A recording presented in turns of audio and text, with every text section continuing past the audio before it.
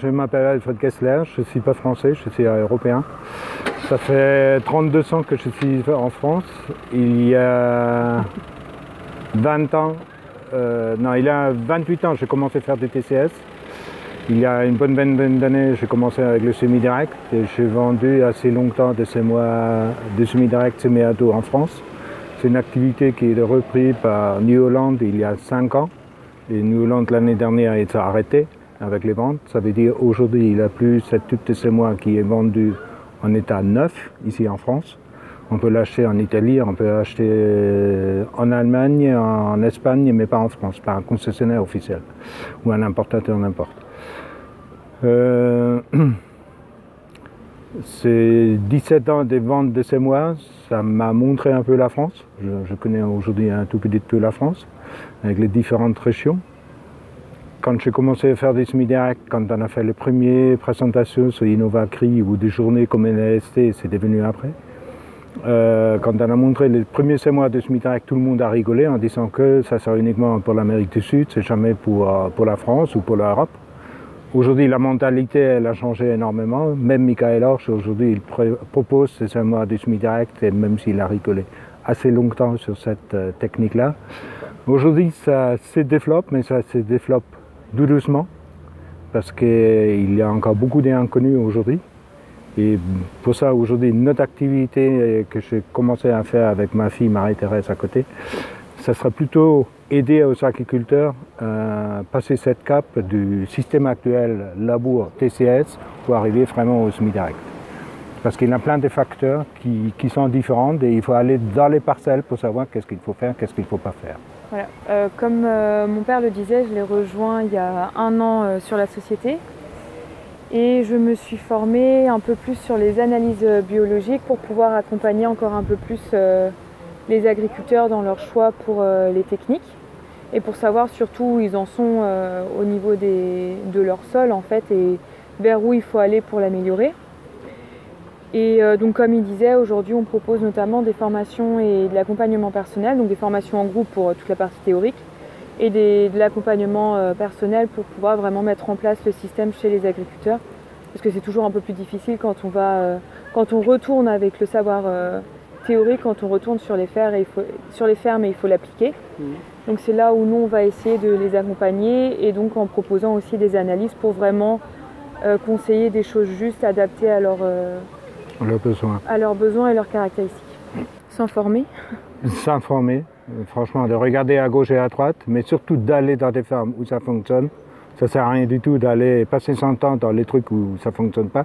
Il ne doit rien apprendre, il sera plutôt d'écouter, déçu. Non, il faut vraiment s'informer et après, il faut prendre une bêche, il faut regarder quelle structure physique il a déjà dans son sol. Après, il faut faire des analyses quand même, quelque part des analyses chimiques.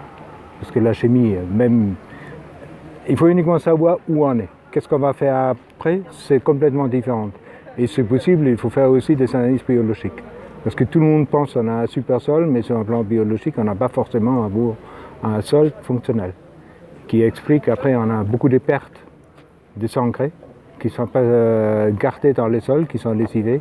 Et tout ça, il faut, avant de commencer, il faut regarder où on est. Et après, il faut s'asseoir, il faut vraiment faire un programme de développement. Qu'est-ce que je veux faire cette année, l'année prochaine, dans 2 ans, dans 3 ans. Même si après on ne le suit pas à la lettre, au moins savoir vers où. Il faut savoir vers où on veut aller, sinon c'est pas possible. Le thème qui était aujourd'hui, qui était quand même assez prononcé, c'est le couvert.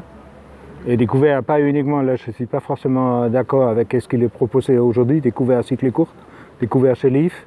Moi ça serait plutôt le contraire, des couverts pérennes qui restent en place, qui en essaient maîtriser, qui est certainement pas facile. C'est beaucoup plus complexe de travailler avec des couverts à cycle long ou des couverts à cycle pérenne, comme avec des cycles courts qui gèlent facilement. Mais si on veut nourrir le sol, et c'est ça à mon avis, tout le monde en parle, mais je ne suis pas sûr jusqu'à quel niveau la plupart des personnes ils ont compris, il faut nourrir la biologie. Il faut récolter, ça c'est une chose, c'est clair. Si je n'arrive pas à récolter demain avec qu'est-ce que je fais sur mes parcelles, on ne peut pas tenir. Mais si je veux vraiment construire mon sol, il faut nourrir la biologie du sol. La biologie du sol, elle se nourrit comme nous. Moi, je suis une personne, on le voit comment je suis physiquement, je mange tout le temps.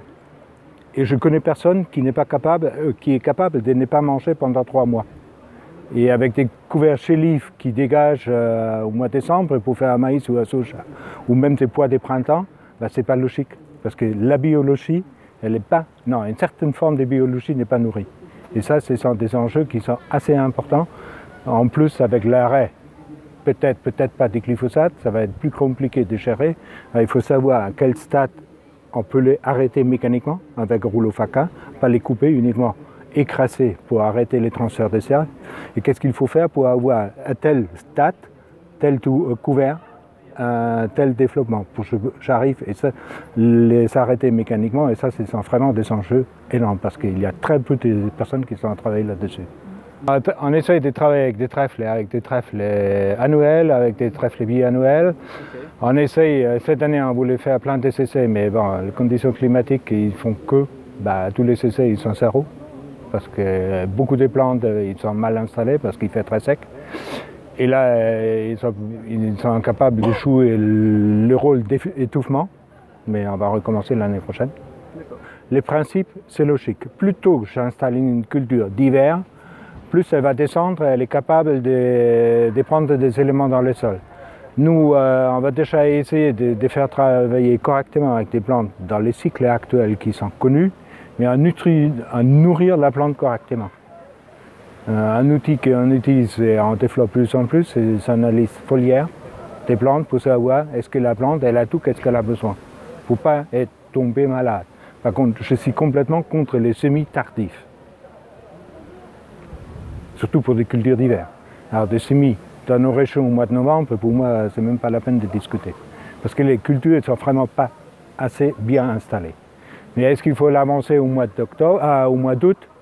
Aujourd'hui, personnellement, j'ai un peu de doute. Mais il faut regarder qu'est-ce qui se passe. De toute façon, il n'y a pas une seule vérité. Une agriculture, certainement encore avec la chimie, mais plus du tout dans la même optique qu'aujourd'hui. C'est vraiment la nutrition de la plante, la nutrition du sol. Mais ça, c'est un travail qui est énorme et il ne faut pas oublier un travail avec du sol. 10 ans pour nous, c'est énorme. La carrière en agriculture, c'est 40 ans. 40 ans sur le fonctionnement du sol, c'est quoi? Rien, vraiment rien du tout. Alors, il faut relativiser certaines choses. On peut aller un peu vite, mais il y a quand même aussi des limites. Pour ça, 10 ans, pour changer vraiment fondamentalement un sol, ce n'est pas aussi longtemps.